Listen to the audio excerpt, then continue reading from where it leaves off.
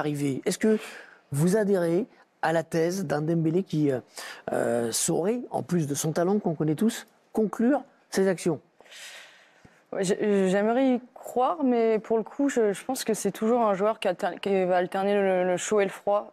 Je pense qu'il est un peu foufou et il y aura toujours cette incertitude sur ses performances. Et après, sur la finition, pour lui trouver quand même un peu d'excuses, c'est quand même un joueur qui fait des raids parfois de 30, 40 mètres, et il dribble 3 joueurs, et c'est vrai qu'il manque souvent de lucidité. En ce moment, il est dans une bonne forme. J'espère qu'il me fera mentir, franchement. Je préférerais, mais j'y crois pas, moi. Un Ousmane Dembélé à 20 buts. Ouais. En tout cas, Stade passagère ou pas? En tout cas, ce qui est sûr, c'est qu'il va dans les zones où il peut marquer. On l'a vu hier, sa tête, s'il ne fait pas l'appel au deuxième poteau, il ne pourra pas marquer. Sauf que là, il est fait. Et même dans ses actions, on sent qu'il n'est pas que pour dribbler. Avant, c'était vraiment, il driblait, ok, il faisait lever des foules, mais pour dribbler ou passer, là, on sent qu'il va essayer de finir. Et il peut y avoir des déclics à un âge, mais il peut y avoir des déclics. Mais d'ailleurs, au-delà des buts marqués depuis le début de la saison, dans toute sa carrière, il n'a jamais autant tiré qu'en ce moment. Et si on va même plus loin, il a un pourcentage de tirs cadrés qu'il n'a jamais eu aussi dans sa carrière. Il est beaucoup plus à la finition que lors des dernières saisons. Déclic ou pas déclic? Moi, je pense que c'est le meilleur joueur du Paris Saint-Germain, Ousmane Dembélé. Je sais qu'il y a une grande mode autour de Bradley Barcola parce qu'il a été bon en début de saison. Mais Ousmane Dembélé, au Barça, il y a eu différents entraîneurs. C'était à une époque où il était souvent blessé. Il jouait tout le temps. Tous les entraîneurs successifs qui l'ont eu l'ont fait jouer. Didier Deschamps lui fait une grande confiance aussi. Alors effectivement, il est souvent sujet à des moqueries parce que parfois, il y aura des occasions immanquables, mais il y a aussi tellement peu de joueurs qui se procurent autant d'occasions que lui. C'est un joueur qui est capable d'apporter beaucoup de déséquilibre.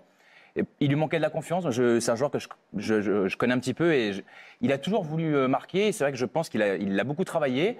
Et peut-être qu'il lui manquait cette confiance-là, qu'il est en train de l'obtenir. Et moi, 20 buts, peut-être pas. Mais, il est déjà à 4, on l'a vu. Mais 19 mais une quinzaine, ça me paraît possible. Franchement, ça me paraît possible. Toutes les saisons, tu vois, c'est plus le fait de répéter ça un peu comme enfin, Haaland, c'est un peu abusé. Déjà, s'il le fait sur une saison, non, mais sur une saison, je peux y croire. Mais là, on parle d'un joueur qui viendrait régulier. On verra. Oui. On a l'impression quand même que le départ de son meilleur pote, Kylian Mbappé, l'a quelque part libéré. C'est possible. On sent qu'il il prend plus ses responsabilités, il y va, il n'hésite plus, il joue plus pour son pote. Exactement. Quelque part. Mais ça colle bien aussi avec sa personnalité. Il fait des dribbles un peu fous et à la fin, il fait un peu n'importe quoi. C'est Dembélé.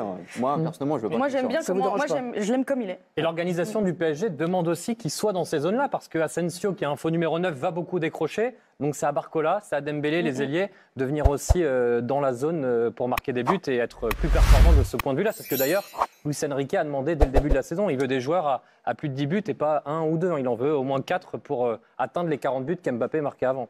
Avant de passer à autre chose, je voudrais quand même qu'on évoque Didier Roustan, qui nous a quitté cette semaine, le foot des poètes est orphelin. Didier Roustan était une personnalité à part, c'était un enfant de téléfoot au début des années 80, et il a terminé sa carrière à vos côtés, Bertrand, à l'équipe, mais il a également fait partie de la famille Canal. Ce fut l'un des premiers transfuges vers Canal+, en 89, recruté pour gérer un magazine de doc, Magmax, des documentaires de prestige, des docs comme il en avait le secret. Regardez quelques petits échantillons rapides.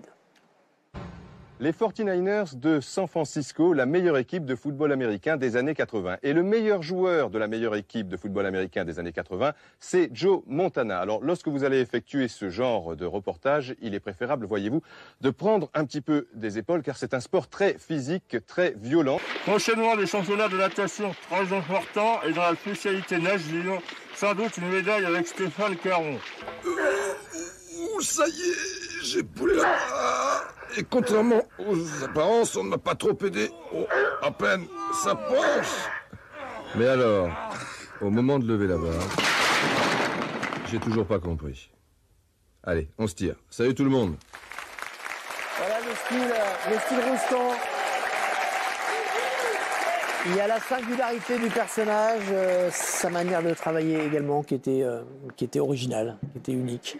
Oui, c'était quelqu'un d'unique, Didier. Et c'est vrai que Je l'ai dit avec beaucoup de sang il y a quelques jours, c'est toujours beaucoup d'émotions, mais je pense que quand on le rencontre, on s'en souvient toute notre vie parce qu'il était différent, qu'il a apporté beaucoup de choses. Je pense qu'aucun journaliste sportif laissera une empreinte comme lui l'a laissé. Ce syndicat aussi qu'il a créé, il était avec Diego Maradona, avec Eric Cantona, ces reportages-là qui ont fait date et je pense aussi qui ont bercé l'adolescence, l'enfance de plein de gens qui à ce moment-là ont regardé ces reportages-là. Et aussi dans la défense qu'il avait, la conservation d'une certaine idée du jeu et du foot dont on a besoin. Voilà, Diao-san qu'on connaissait tous et qu'on aimait tous.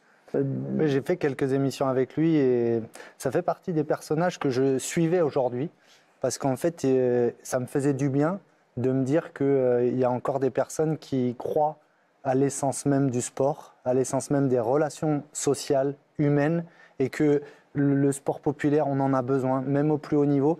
Et je trouvais qu'il avait ce recul, cette vision qui, en tout cas, nourrissait des choses qui me font croire qu'on peut encore faire évoluer certaines choses. Pas sûr que le grand nostalgique qu'il était aurait aimé la nouvelle formule de la Ligue des Champions. Pourtant, elle est bien là. Elle débutera mardi. Et pour la première fois dans l'histoire, 4 clubs français seront sur la piste aux étoiles. C'est une nouvelle formule championnat. On le rappelle, toutes les équipes rassemblées dans un championnat unique.